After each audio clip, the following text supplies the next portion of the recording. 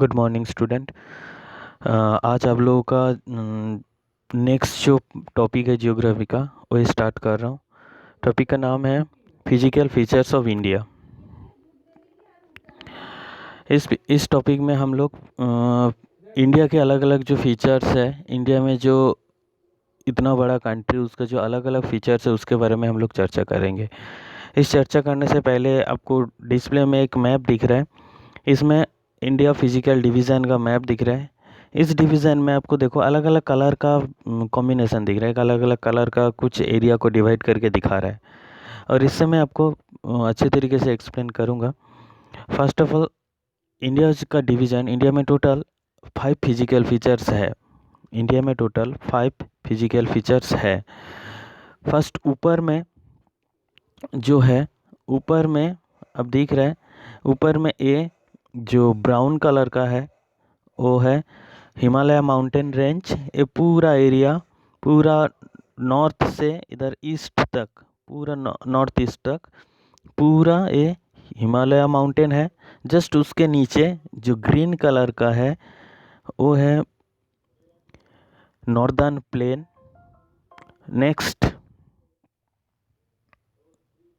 Next yellow colour का जो है यहाँ पे, ये येलो कलर इंडियन डेजर्ट्स हैं। नेक्स्ट देखो, जस्ट उसके नीचे जो ट्रायंगल शेप, एक ट्रायंगल शेप दिख रहा है वो है पेनिनसुलर प्लेटू। और जस्ट कोस्टल एरिया में जो है, समुंदर की जस्ट किनारे जो है वो है कोस्टल प्लेन। और अब लोगों के बुक में कोस्टल प्लेन के साथ आइलैंड भी दिया हुआ है, यहाँ पे एक अलग आइलैंड दिया हुआ है। देखो मैं और एक बार बता देता हूँ, ऊपर से नीचे की तरफ फर्स्ट सबसे ऊपर में जो है वो हिमालय माउंटेन है। हिमालय माउंटेन के जस्ट नीचे में जो ग्रीन कलर का दिख रहा है वो है नॉर्दर्न प्लेन। नेक्स्ट येलो में है इंडियन डेजर्ट। नेक्स्ट जो है वो जो गोदावरी और कृष्णा लिखा हुआ है, ये पूरा जो है ये पूरा पेनिनसुलर प्लेटू है। और सबसे साउथ में जो समुंदर के किनारे में है वो कोस्टल प्लेन एरिया है। उसके साथ साथ आइलैंड ग्रुप है यहाँ पे, अंडमान एंड निकोबार और यहाँ पे लक्षद्वीप दिख रहा है। अंडमान एंड निकोबार एंड लक्षद्वीप, ये पूरा एरिया, ये सब फिजिकल फीचर्स लेके इंडिया का फिजिकल डिवीज़न है। नेक्स्ट, तो अल्टीमेटली इंडिया में 5 फिजिकल डिवीज़न में डिवाइड किया जाता है। फर्स्ट और एक बार मैं बता रहा हूँ, अच्छे से नोट डाउन कर लेना। First Himalaya mountain, northern plain, peninsular plateau, Indian desert, coastal plain and island. First शुरू कर रहे हैं हिमालय माउंटेन। आज हम लोग हिमालय माउंटेन के बारे में चर्चा करेंगे।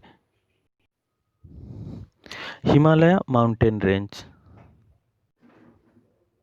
देखो, दुनिया की सबसे हाईएस्ट, वर्ल्ड की सबसे हाईएस्ट जो माउंटेन रेंज है वो हिमालय माउंटेन रेंज है।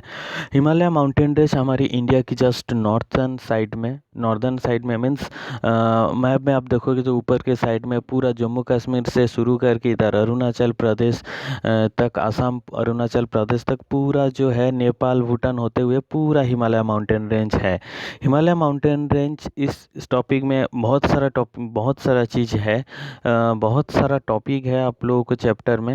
बट मैं सभी आप लोगों को नहीं पढ़ाऊँगा, खुद स्किप करूँगा क्योंकि सिलेबस आप लोगों का छोटा करना है इसके कारण। तो आप लोगों का जो ये पूरा माउंटेन रेंज है वो हिमालय माउंटेन रेंज एक बहुत ही लेंदी और बहुत ही हाई माउंटेन रेंज है। इसमें मैं आप लोगों को शॉर्ट में बताऊँगा कैसे ओरिजिन हुआ इतना, वर्ल्ड की सबसे जो हाईएस्ट माउंटेन कैसे ओरिजिन हुआ है, इसका डिवीज़न और इसका क्या इम्पोर्टेंस है, हिमालय माउंटेन इंडिया में क्या इम्पोर्टेंस है उसके बारे में हम लोग चर्चा करेंगे। फर्स्ट शुरू करते हैं origin of Himalaya mountain. Himalaya mountain का ओरिजिन कैसे हुआ, इतना हाईएस्ट जो माउंटेन रेंज है, ध्यान से सुनना, हिमालय माउंटेन का ओरिजिन कैसे हुआ। देखो, आज जहाँ पे हिमालय माउंटेन है, इतना हाई, इतना क्या बोलते हैं, इतना वास्ट माउंटेन है, तो ये ओरिजिन होने से पहले एक बहुत बहुत क्या बोलते हैं कहानी है, तो बहुत ही फेमस कहानी है। तो ये कहानी मैं शुरू कर रहा हूँ, ध्यान से सुनना। तो हिमालय माउंटेन जहाँ आज जहाँ पे है वहाँ पे कई साल पहले, कई मिलियन साल पहले वहाँ पे एक समुंदर थे, सी थे। उस सी का नाम था टेथिस सी। उस टेथिस सी की दो साइड में दो बहुत बड़ा लैंडमास थे। लैंडमास का नाम था, एक नॉर्दर्न साइड में जो थे यूरोपियन, यूरोपियन था, यूरोपियन मतलब दो लैंडमास था, लैंडमास का अलग अलग नाम था, यूरोपियन प्लेट और साउदर्न साइड में था ऑस्ट्रेलियन प्लेट। ठीक है। और ये क्या होता था, देखो आप सब जानते हो समुंदर में क्या होता है, लैंड से इरोजन होके, इरोजन होने के बाद रिवर, एयर, ये सब के कारण इरोजन होके इरोडेड मटेरियल समुंदर में डिपॉजिट होता है। ठीक है। तो ये रिवर सब के कारण इरोडेड मटेरियल क्या होता है, अपने साथ इरोडेड मटेरियल को लेके आके समुंदर में जमा करता है। तो कंटिन्यू ऐसे जमा होते होते लगातार जमा होने के कारण क्या होता है, उसमें वेट बढ़ता है। वेट बढ़ने के कारण क्या हुआ, उस समुंदर का वेट बढ़ने के कारण समुंदर का कुछ हिस्सा नीचे की तरफ जाने लगे। तो क्या हुआ, दो साइड से, अब लोगों को मैं फोटो में दिखा रहा हूँ, ये देखिए, यहाँ पे एक सी था, टेथिस सी, और दो साइड में दो लैंड मास था। और क्या हुआ, जो रिवर है, रिवर आप सब जानते हो रिवर क्या करते हैं, लैंड एरिया में इरोजन करते हैं और इरोडेड मटेरियल्स मीन्स उसमें बहुत सारा पत्थर, उसके साथ सैंड, सील्ड, बहुत सारा चीज़ अपने लेके आते आके समुंदर में फेंकते हैं। और समुंदर में जितना प्रेशर बढ़ेगा, जितना जमा होगा, नीचे देखो जितना प्रेशर बढ़ेगा, प्रेशर बढ़ने के बाद दो साइड से जो दो लैंड मास है, दो प्लेट है, वो अपने तरफ, दोनों अपने तरफ मूवमेंट करने लगते हैं। और जब मूवमेंट करने लगते हैं तब बीच में जो इरोडेड मटेरियल जमा हुआ है, वो इरोडेड मटेरियल फोल्ड होके ऐसा फोल्ड माउंटेन बना है। ठीक है। तो हिमालय माउंटेन एक फोल्ड माउंटेन है, और ऐसा करके हिमालय माउंटेन एक 33C से ओरिजिन हुआ है। और हिमालय माउंटेन जो बना है वो बनने के पीछे एक बार ऐसा फोल्ट नहीं हुआ है, इसमें टोटल 4 टाइम इसमें फोल्ट हुआ है। और ये फोल्ड होने के बाद क्या बोलते हैं, 4 टाइम फोल्ड होने के कारण हिमालय माउंटेन में 4 डिवीज़न भी दिखाई देता है, जो मैं बाद में एक्सप्लेन करूंगा डिवीज़न में। तो यहाँ पे 4 पार्ट दिखाई देता है। तो हिमालय माउंटेन का ओरिजिन प्रोसेस मेरे ख्याल से क्लियर। यहाँ पे एक शॉर्ट क्वेश्चन पूछते हैं, आज जहाँ पे हिमालय माउंटेन है कई साल पहले वहाँ पे कौन सा सी था, वहाँ पे टेथिस सी, टेथिस, स्पेलिंग अच्छे से याद रखना, TETHYS, टेथिस सी। क्लियर है।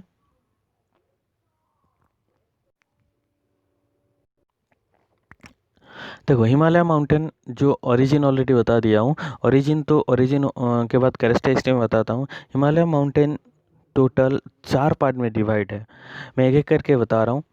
Himadri, Himachal, Shivalik and trans Himalaya. Himadri, Himachal, Shivalik and trans Himalaya. देखो सबसे हिमालय का जो सबसे हाईएस्ट पार्ट है, जो हाईएस्ट रेंज है, उसको हिमाद्री कहा जाता है। इसका नाम हिमाद्री क्यों है, क्यों वो हमेशा हिम से कवर रहता है, हिम मतलब आइस से। अच्छा यहाँ पे मैं आप लोगों को बता देता हूँ, हिमालय माउंटेन का जो हाइट है वो सबसे हाईएस्ट पोर्शन का जो हाइट है 8848 मीटर। ठीक है। इसके अलावा हिमालय में और भी बहुत सारा माउंटेन पीक है। सबसे हाईएस्ट पीक एवरेस्ट है, एवरेस्ट का ऊंचाई है 8848 मीटर। ये आप लोगों को याद रखना, ये एग्ज़ाम में पूछता है। ठीक है। और इसमें 4 माउंटेन रेंज ऑलरेडी बताया, हिमाद्री, हिमाचल, शिवालिक एंड ट्रांस हिमालय। ठीक। और हिमाद्री को ग्रेटर हिमालय कहा जाता है, और हिमाचल के लेज़र हिमालय कहा जाता है, और ट्रांस हिमालयन शिवालिक हिल्स तो है। इसमें हम लोग नॉर्थ टू साउथ के हिसाब से डिवीज़न करें तो ऐसा होगा, फर्स्ट रहेगा ट्रांस हिमालय, सेकंड रहेगा ग्रेटर हिमालय या हिमाद्री, नेक्स्ट रहेगा लेज़र हिमालय, नेक्स्ट रहेगा शिवालिक हिल। देखिए इस फोटो में आप देखिएगा, इसमें 4 डिवीज़न दिखा रहा है। इसमें हिमालय में ऐसे नॉर्थ टू साउथ देखो, ऊपर से ऊपर में नॉर्थ हमेशा होता है, ऊपर से हम नीचे की तरफ देखें तो ऊपर में ऐसे 4 रेंज, माउंटेन रेंज दिखाई देता है।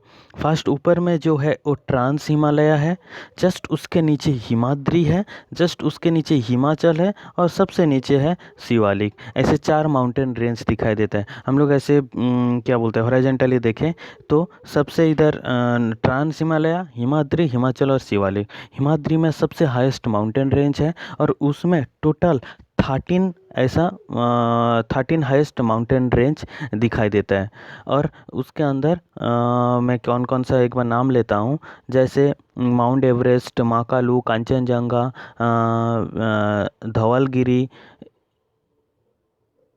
धौलागिरी, ऐसा बहुत सारा ऐसा माउंटेन रेंज है। उसमें सबसे हाईएस्ट जो माउंटेन रेंज है वो है माउंट एवरेस्ट 8848 मीटर। उसके बाद कांचनजंगा, उसका हाइट है 7900 मीटर, ऐसा माउंटेन रेंज है। और मैं यहाँ पे एक क्वेश्चन में आपको बताता हूँ, mount Everest Himalaya mountain range में हमेशा आइस से क्यों कवर्ड रहता है, हमेशा उसमें आइस से कवर रहता है? इसके पीछे मेन रीज़न ये है कि आप अर्थ सरफेस से जितना ऊपर जाओगे, जितना आप ऊपर जाओगे उतना टेम्परेचर कम होता है।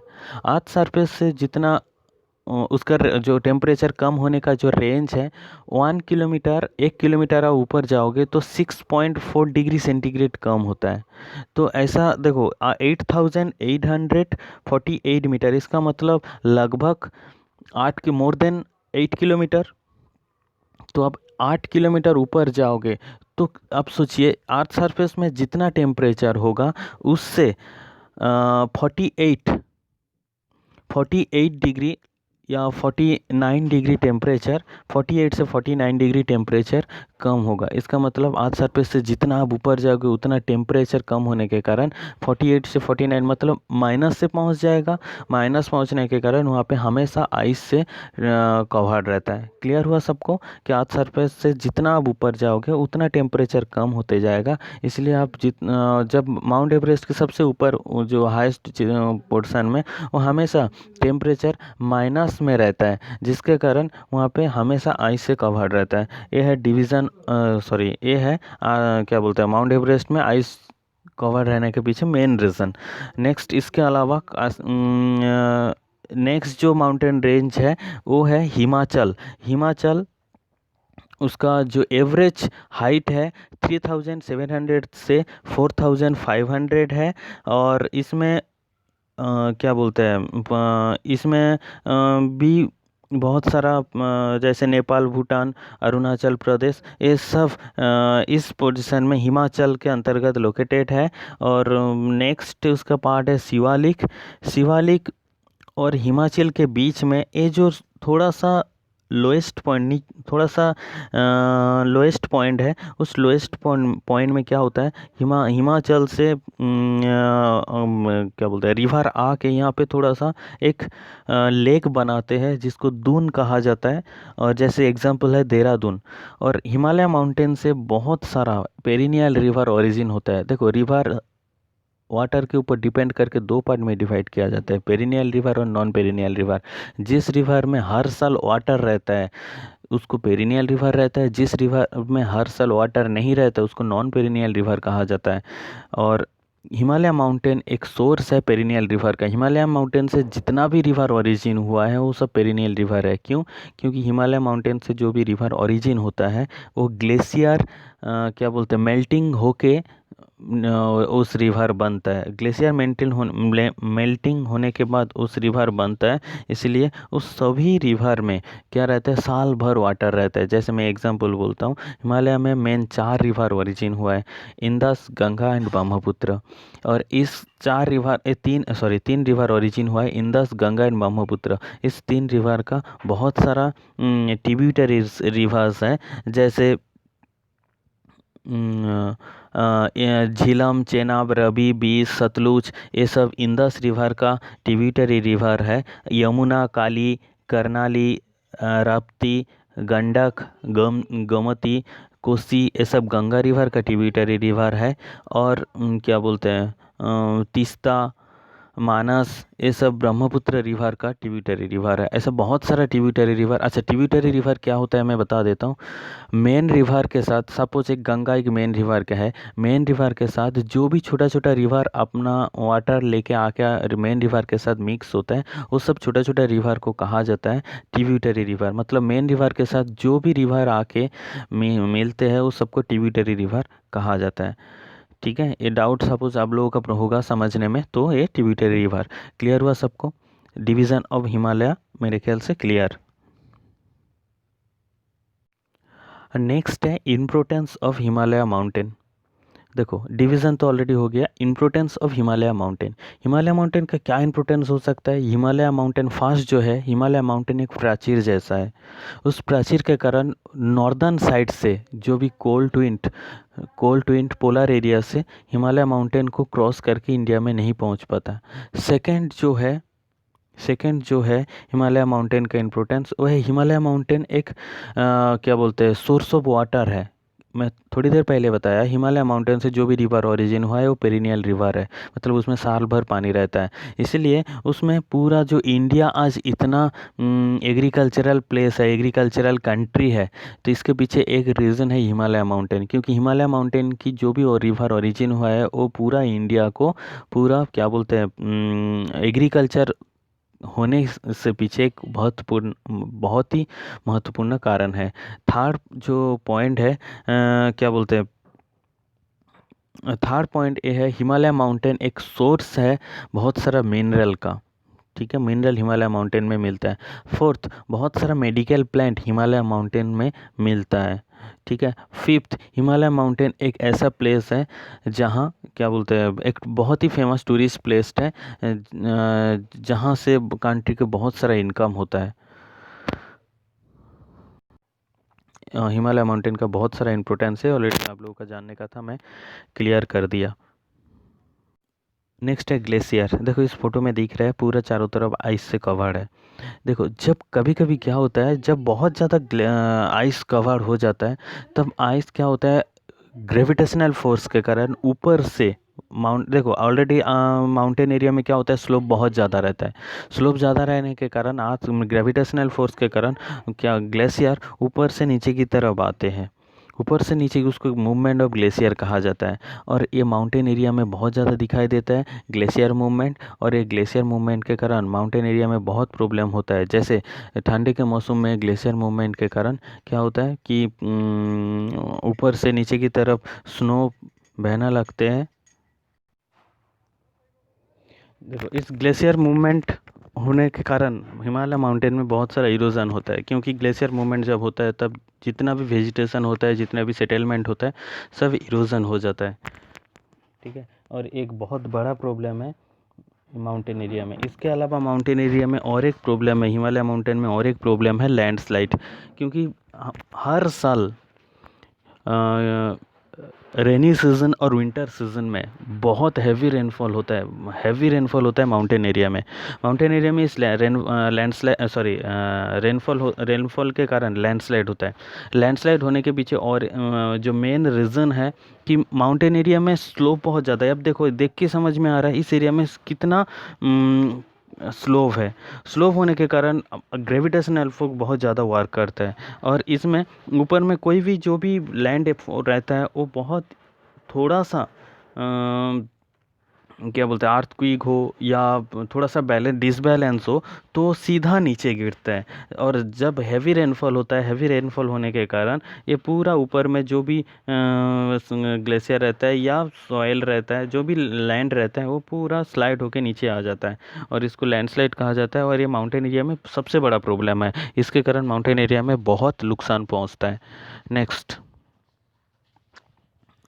नेक्स्ट है माउंटेन एरिया में कुछ वैली दिखता है, जैसे कश्मीर वैली। कश्मीर वैली उसमें एक बहुत फेमस टूरिस्ट प्लेस है।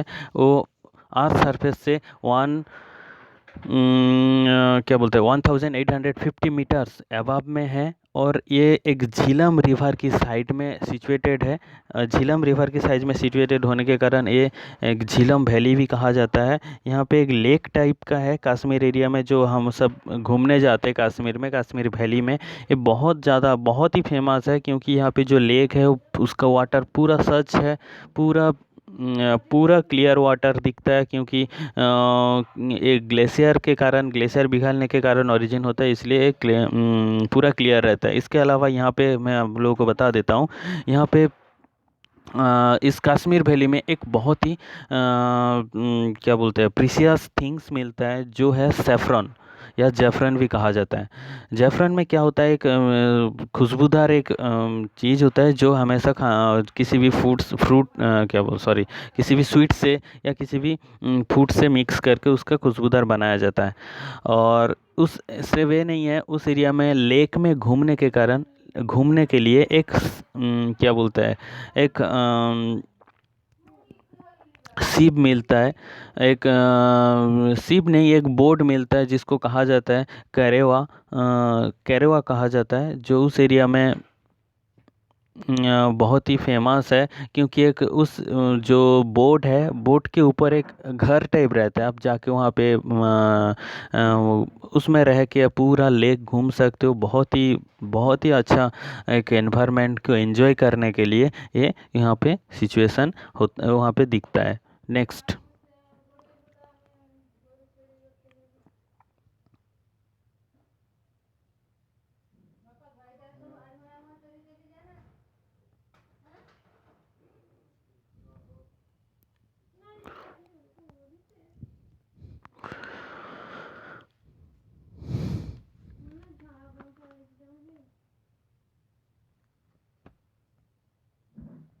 नेक्स्ट है इसके अलावा हिमालय माउंटेन एरिया में एक डिज़र्ट्स दिखता है। देखो, हम लोग डिज़र्ट्स जो होता है वो दो टाइप का होता है, ध्यान से सुनना। डिज़र्ट्स जो होता है वो दो टाइप होता है, हॉट डिज़र्ट्स और कोल्ड डिज़र्ट्स। लद्दाख जो होता है वो कोल्ड डिज़र्ट्स है, ठीक है। और उस कोल्ड डिज़र्ट्स में क्या बोलते हैं, कोल्ड डिज़र्ट्स में बहुत वहाँ पे जो पीपल्स रहता है, उस पीपल्स का जो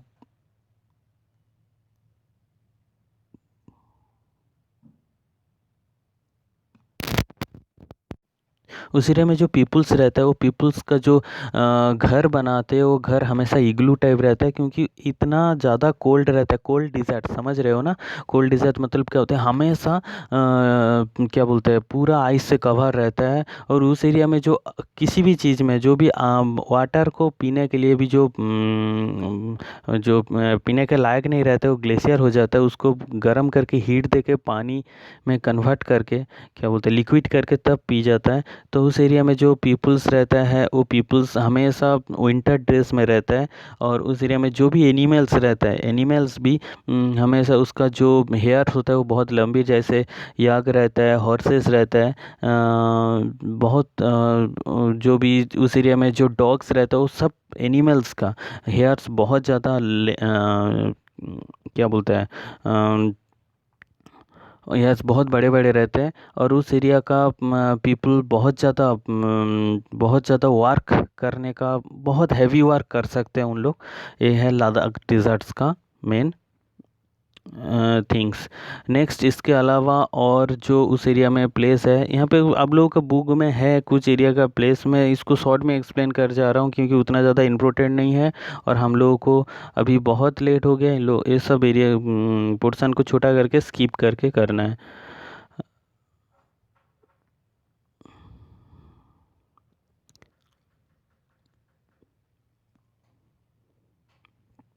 नेक्स्ट, नेक्स्ट जो क्वेश्चन है, माउंटेन एरिया में कौन कौन सा इंडस्ट्री दिखता है। माउंटेन एरिया में बेसिकली जो इंडस्ट्री रहता है, फास्ट इंडस्ट्री जो है वो है सीमेंट इंडस्ट्री, ठीक है।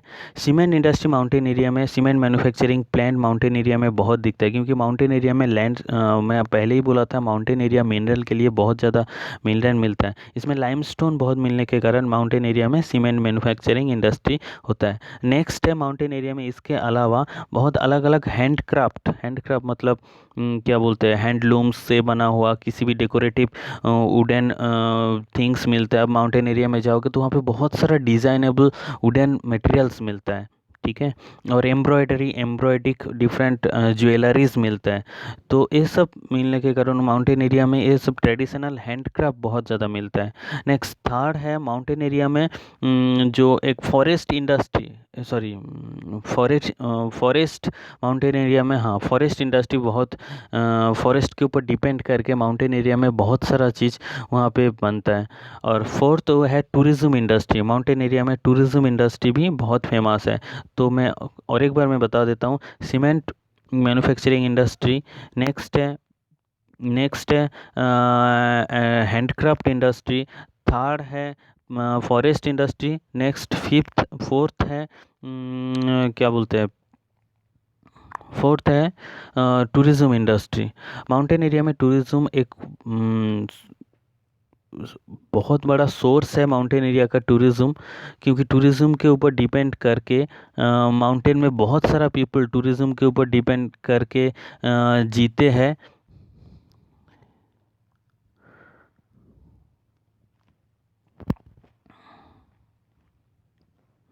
टूरिज़्म के ऊपर डिपेंड करके जीते, क्योंकि साल में जो भी बहुत सारा पीपल इसके ऊपर डिपेंड करके जीते हैं, क्योंकि साल में उस टूरिज़्म के ऊपर डिपेंड करके बहुत सारा मनी इनकम होता है, मनी आते हैं क्या बोलते हैं उस एरिया की पीपल्स के ऊपर, इसलिए टूरिज़्म इंडस्ट्री उस एरिया में बहुत ज़्यादा फेमस है।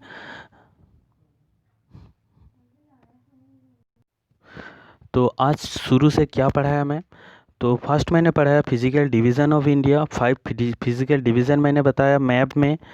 नेक्स्ट उसके बाद में हिमालय माउंटेन के बारे में बताया, हिमालय माउंटेन की ओरिजिन, डिवीज़न बताया, डिवीज़न में इम्पोर्टेंस, डिवीज़न के बाद इम्पोर्टेंस मैंने बताया हिमालय माउंटेन की।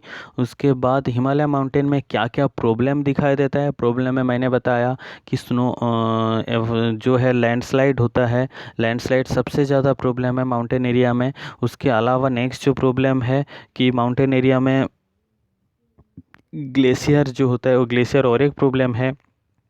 नेक्स्ट माउंटेन एरिया में कौन कौन सा एनिमल मिलता है वो भी मैंने बताया।